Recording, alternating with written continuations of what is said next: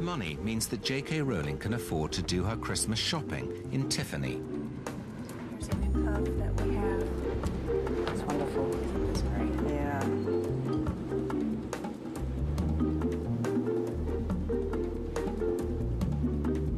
She also allows herself one particular indulgence: shoes.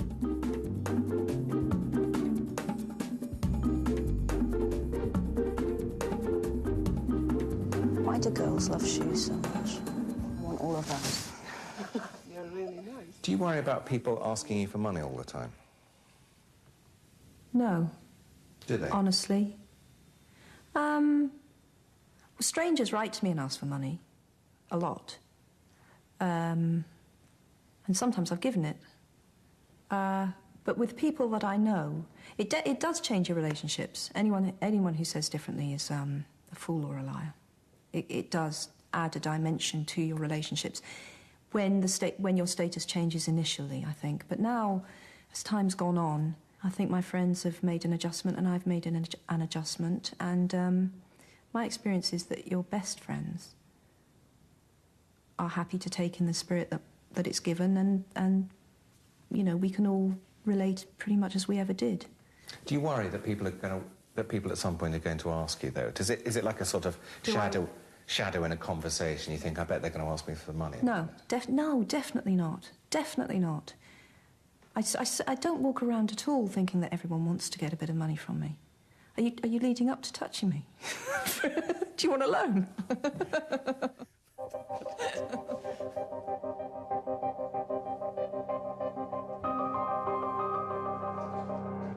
Every week, Jo Rowling receives up to 1,500 letters, either from fans or from people asking for charitable donations.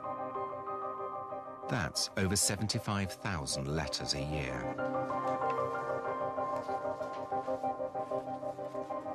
Initially, I was very disorganised with my giving. I didn't have a thought-through system. And again, that was becoming a bit overwhelming as well. So I have a charitable trust now. And we've refined the objectives of the trust, which was a very useful exercise. So the trust does multiple sclerosis research, and that's one side of what it does. And then it mainly targets projects, large or small scale, that are to do with the alleviation of social deprivation, with a particular emphasis on women's and children's charities. As we discussed. Yeah, but I'm saying OK to that point, not to the other point. Okay. I become very angry when it comes to issues concerning social deprivation and social exclusion. And I become most irritated and angry by people who have really no idea how it feels to exist in poverty and how disadvantage cast an sometimes irreparable blight over people's lives. And I'm aggravated to real fury by the fact that there is a section of our society that can't join the dots and doesn't see how issues that affect even them, their safe lives, such as crime and drugs, things that touch the middle classes, have their roots often in terrible injustice. And it's amazing how people can't and don't care enough to try and redress some of those issues. Those things make me very angry.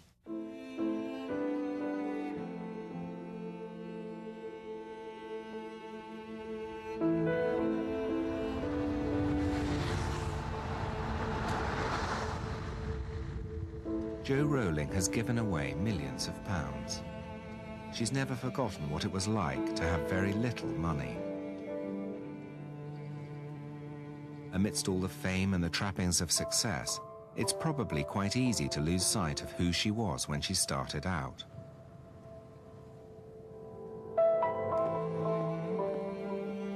So I wanted to take her back to her old flat in Leith, where she finished the very first Harry Potter book, and find out what her life had been like then. It's only a few miles from her main house in Edinburgh, but this is the first time she's been back.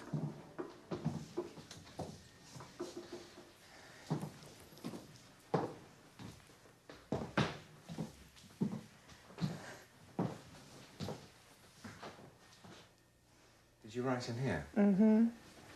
This is really the room. Well, I finished Philosopher's Stone in here. This is really where I turned my life around. Completely. I mean, my life changed so much in this flat.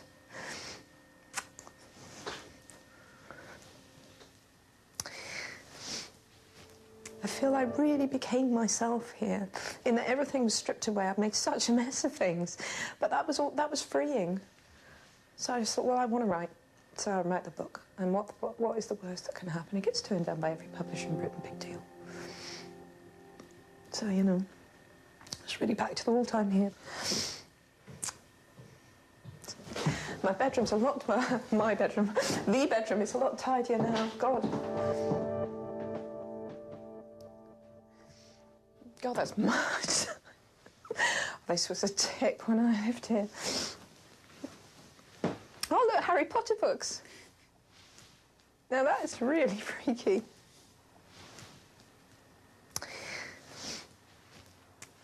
And for years now, I felt like if it all disappeared, and some days I do feel like, is it real? Then this is where I would come back to, you know, this would be my baseline. I'd be back in Leith.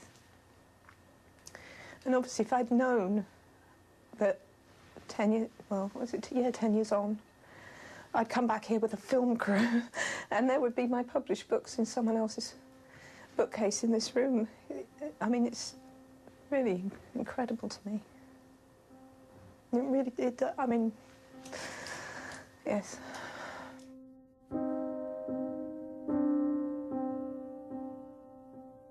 Because it's such a well-worn part of my story now, it's a big yawn to hear how I wrote it, as though it was all some sort of publicity stunt I did for a year.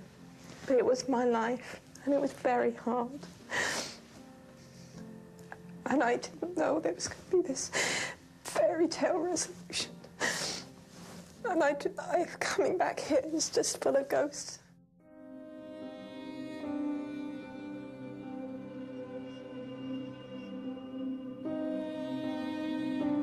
For most writers, the act of writing is a form of therapy, a way of making sense of the world and their place within it. Now, Jo Rowling is writing again.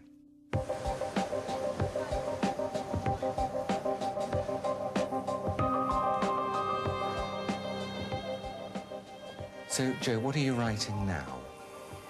A story that I describe as a political fairy tale.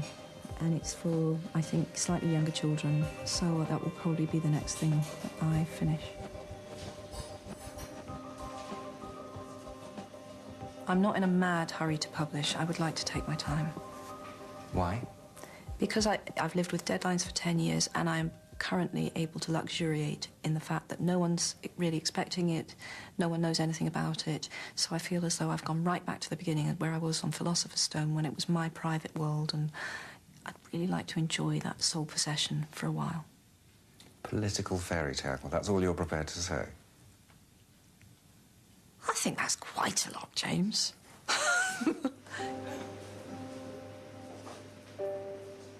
It's the end of a year of filming. There are just a few more questions I want to ask. When were you happiest? Hospital, for the birth of each of my children, and Venice last year with Neil. What's your biggest regret? That I didn't keep my mother on the telephone longer the last time I spoke to her. What do you still want to achieve? I want to get better. Do you ever feel you just got lucky? Having the idea was lucky. Do you ever feel a fraud?